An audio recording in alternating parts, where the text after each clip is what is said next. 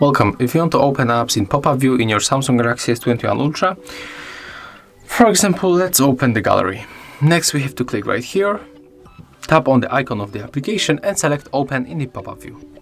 As you can see right now, our application pops in this window, and we can easily move it by making gesture like that. And we can of course work in this window.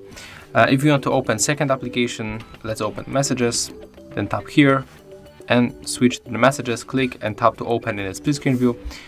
And as you can see right now, we can resize this up, this one. We can also open it in the split screen view, the second one. So as you can see, we are able to work on the three apps at the same time.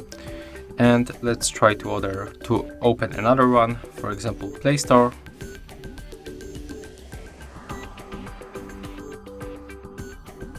So as you can see right now, we got two apps in the pop-up view, and we can also go back to the split screen mode. So right now we got the split screen mode and two apps in the pop-up view. So it's very useful when you make something operation as a multitask and you need to work on the few apps at the same time. And if you want to close this mode, you have to just simply click and hold and then tap on the X. And the split screen mode you can turn on by swiping like that.